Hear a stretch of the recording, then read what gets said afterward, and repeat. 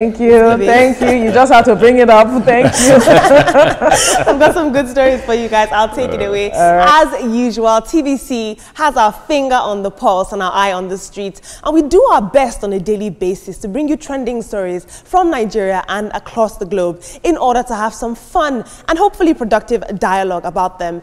In our first story, the Economic and Financial Crimes Commission, EFCC, has announced the arrest of 120 suspected internet fraudsters, 95 men and 25 women across various locations in Lagos. In a statement that was released on Monday, the commission said that operatives from its Lagos Zonal Directorate 1 carried out the arrest yesterday following credible intelligence and days of surveillance. According to the EFCC, the suspects are allegedly linked to a network of internet-related scams. Recovered items from the operation include 26 exotic cars, expensive jewelry, smartphones, laptops, and several incriminating documents. The commission has also revealed that the building where many of the suspects operated was designed to resemble a corporate financial headquarters scam, but was allegedly being used to train recruits in romance and investment scams. This is very sad. A spokesperson for the EFCC said that foreign nationals are now coming to Nigeria,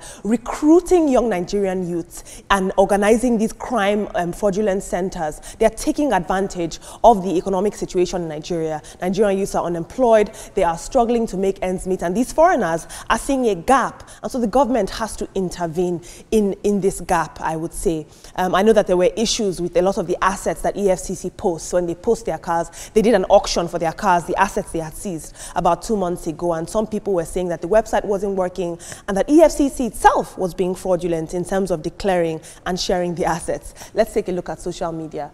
I think at the end of the day, it boils down to public trust. At Mr. Experience says, you arrested them because you feel that they're suspected fraudsters, not because you have full evidence that they are actual fraudsters. Meanwhile, it has been a week since you said Tom Polo is not above the law. And Arthur says, if the way that you guys are bringing these internet fraudsters to book, if you channel this same energy to corrupt politicians, this country will be a better place to live in. I like to take these stories about fraud because I think it's important that the younger generation sees that not all that glitters is gold. These people driving exotic cars and wearing expensive jewelry, you never know what their hand is in. So think before you covet. In our next story, Tokunbo Wahab, the Honorable Commissioner for the Environment and Water Resources in Lagos State, has found himself in a bit of an online back and forth. It all started with a viral video. A popular social media influencer called Scott Iguma posted a video claiming that Lagos is extremely smelling. Take a look.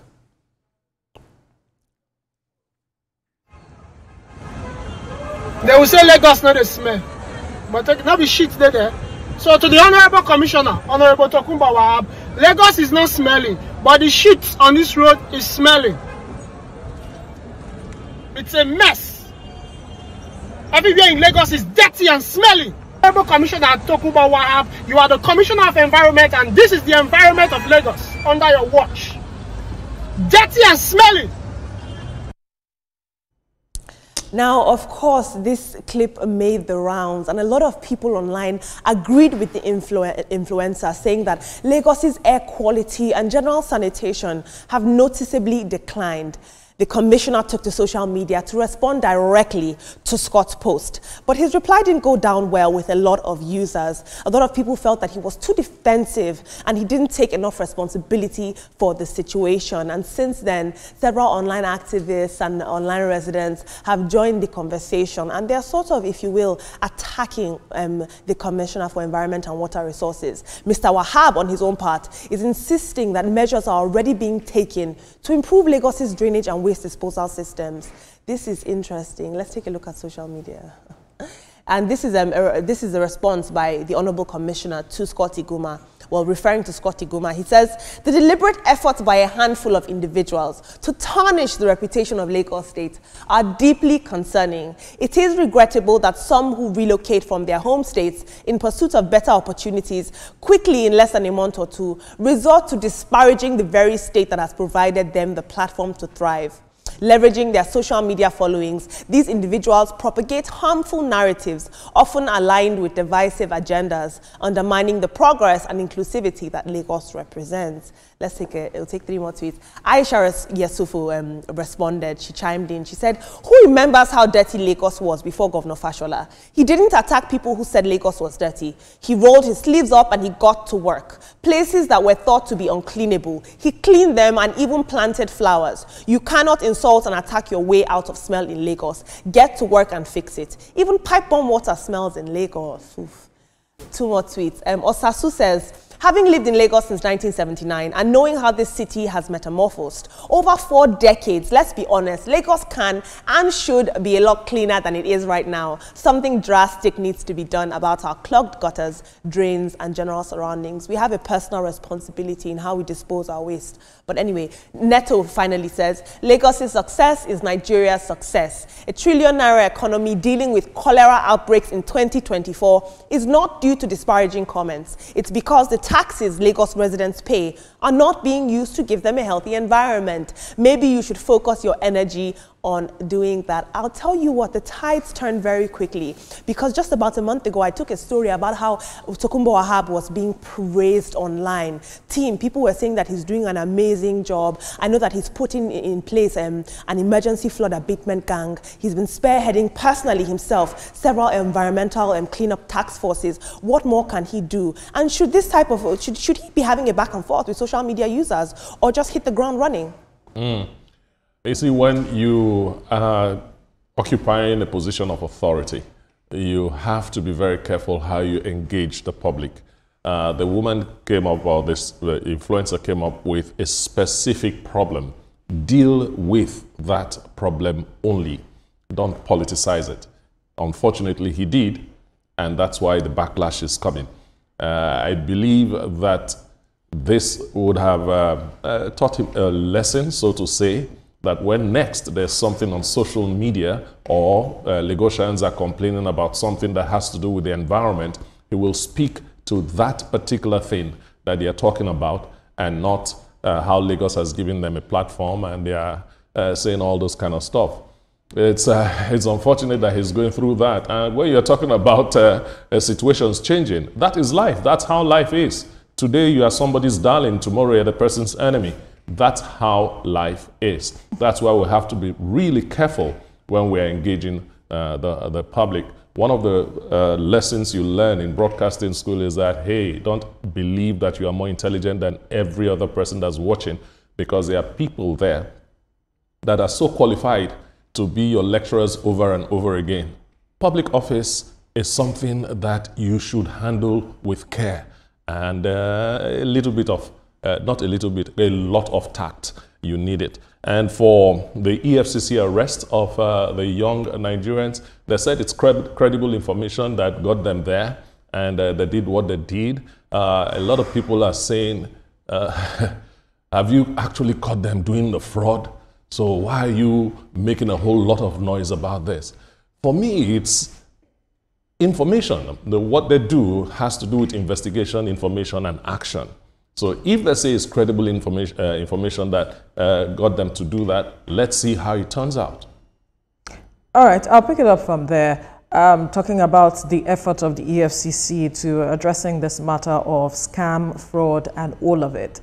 I know that our society are seemingly not trusting the EFCC and the effort they are making, but they are the ones on the field and found these people doing something incriminating and then arrested them, or did what they did at the end of the day. So people should allow the EFCC do their job. Unless you are a staff of EFCC, why are you querying them? You don't know the steps they took to get to that point at the end of the day. So kudos to EFCC, do the needful. If they have to face the full wrath of the law, and all those that are camping them in that office to carry out fraudulent activities, please get to the heart of this issue and then come back to us with the information you got about who are those behind these people that you arrested.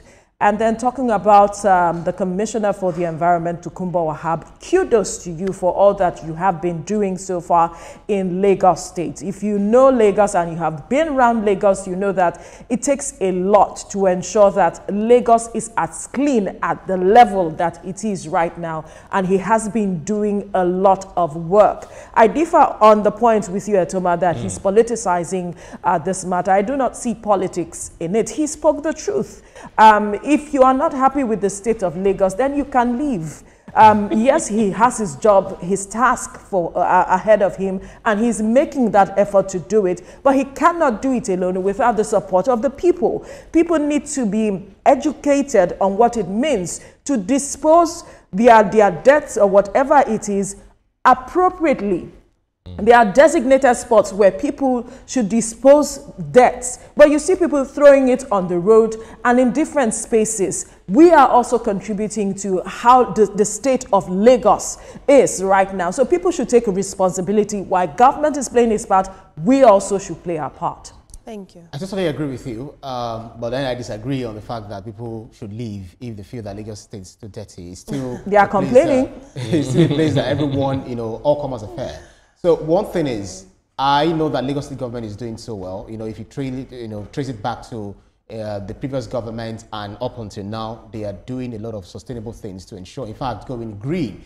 But comparing Lagos State to New York, come on, if you've been to New York, there are places that are very dirty in terms of air pollution. There is a guy that does a vlog on I see it on TikTok most times. Documenting places that are very, very dirty, dirtier than Lagos, across the streets, on the states of United States. So all of these things, it doesn't mean that we should now be competing over dirtiness. We should compete over cleanliness, because cleanliness, they say, is next to godliness. So Lagos State government is doing well, but Loma, sometimes they falter. They falter so bad that even in my own area, for 2-3 weeks, we didn't get to see them. We had to look for the wheelbarrow guys to, get this refuse and, dump them. So when you have a problem, in fact, Loma, there should be competition. So that when Loma fails, there will be another one. You just call the other person and then they come. So with that, they will sit up. And then we should also play... Which is what you did. Exactly. No, but I wasn't supposed to call the wheelbarrow pusher, because at the end of the day, you are not even sure where they are going to. You understand? So they are not legitimate people to use. But then you have to evacuate the refuse. So it's our own responsibility to ensure that our own home, not just our home. Sometimes I always say, if you check some people's PC on their desktop, you see them scattering icon and all of that. That's how dirty they are. That's how I see how. No, seriously, you just organize your computer icon, but everything is scattered everywhere, and you be blaming to another level. We're talking about real life here, but I think but that's. I think that the reason that a lot of people, I think that the reason that a lot of people are so disconcerted with the whole comparing Lagos to New York is because of the fact that we boast that Lagos is this luxurious mega city, which it is. On the other hand, something as basic as a clean environment, we all have a responsibility. Absolutely, without a doubt. But it's not New York. Right. Yeah. Moving on, in our next story, behind closed doors. While the nation wrestles with inflation and economic uncertainty, many women are fighting a different kind of war, one marked by silence, fear, and violence. Domestic abuse, femicide, familicide, and gender-based violence remain grim realities for countless Nigerian women. A deeply unsettling video posted by activist Harrison Gwamnishu is making the rounds, showing a man mercilessly beating his wife, a woman identified as Mrs. Theola Joseph, a resident of Apple Area 1 in Abuja. Now, we could not use the footage that has triggered such a wave of public anger and calls for urgent intervention, but this is the video. Her child was there. He hit her head and her neck several times with a tennis bat.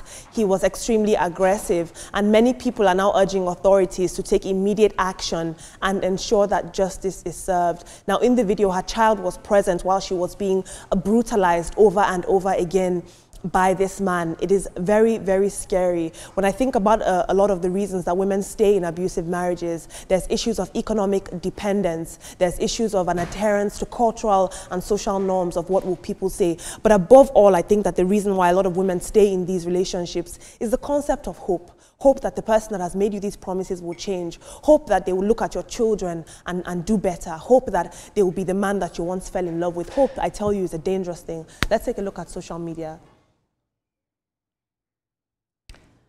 At Agord Silva says, I'm not justifying the man's actions, but there is always danger in having one side of the story. We only see where the man is beating the wife. What about what led to the situation? Sometimes women can be something else until we hear the other side of the story. Let's not be quick to judge. I put it to you that you are part of the problem, sir. Let's take 2 more tweets.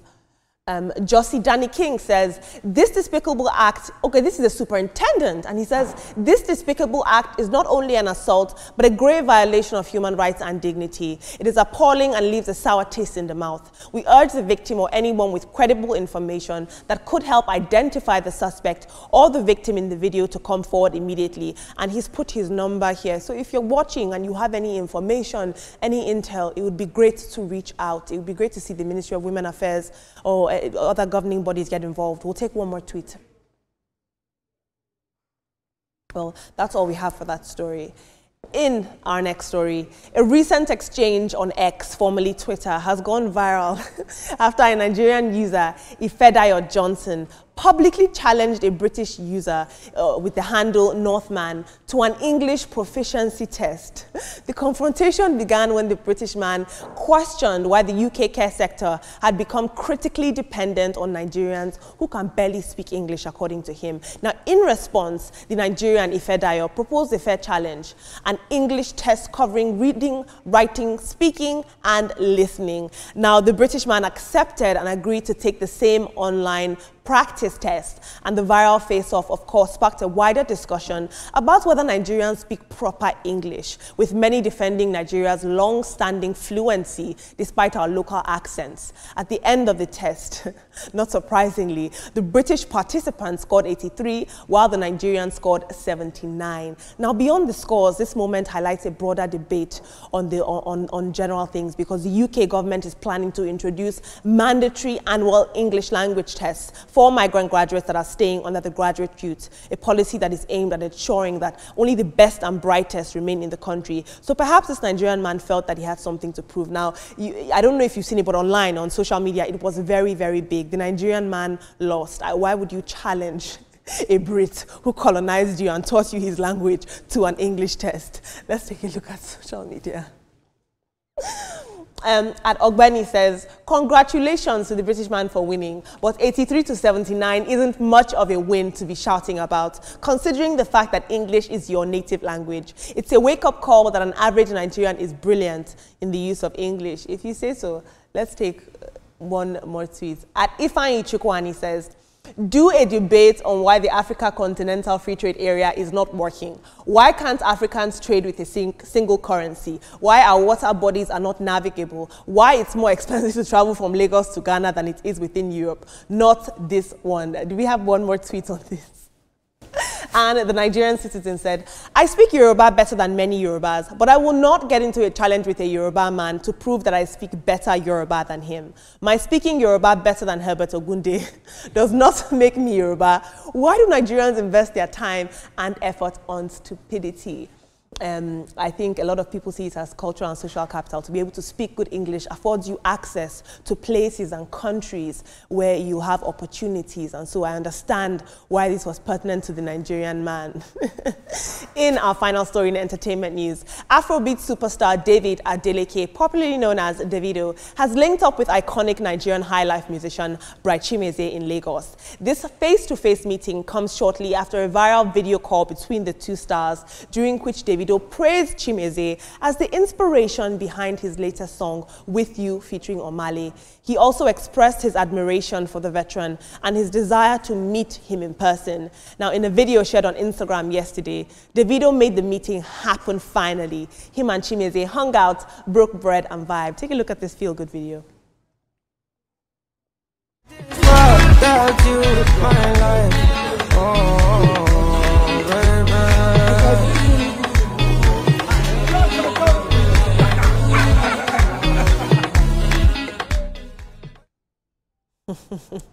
That was fun. They hung out, they danced together. The video is much longer, and they seem to have had a very, very good time. Love to see Davido paying homage. Brachimeze is having the best time, I'll tell you that. At Olayemi says, this guy, Davido, will likely delve into politics soon and run for office, and he will be successful. He has the wisdom and the interpersonal relationships, most especially humility, to thrive in that environment. He knows when to drop his onstage persona and become human again. This is one thing that most of his colleagues haven't mastered. Let's take a look at one more tweet. That's all we have for now. Team, what would make me, a Nigerian who was colonized by the British, to face off an English? It's a face off an Englishman in an English proficiency test. On what grounds? So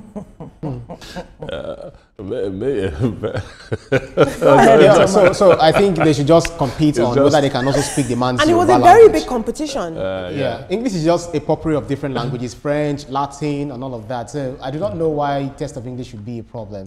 Well, let us test ourselves too, over Yoruba language. I think that's why other countries are adopting their local language. Go to China, go to France, go to some other countries, even in South Africa. They are not all big on English. The major thing is we can communicate and do business, and then we can sell what it is that it's about us. That's what countries are doing now. What's the big deal about speaking English? As long as I communicate and you understand me, I'm fine. That's right. But I guess our time is up right now, and we cannot really touch on a majority of those stories, but it's kudos to Davido for what he has done, working together with Brachimeze and honoring him as it is. But thank you, Olamide, for those stories. Thank you. All right, this is where we'll have to draw the curtains on the program for today. Let's let you know that the views and reactions of all our resource persons are theirs and have no connection with TVC News. Up next is Your View with the Ladies, and afterwards this morning, with Yori Folari. Do stay safe. Bye for now.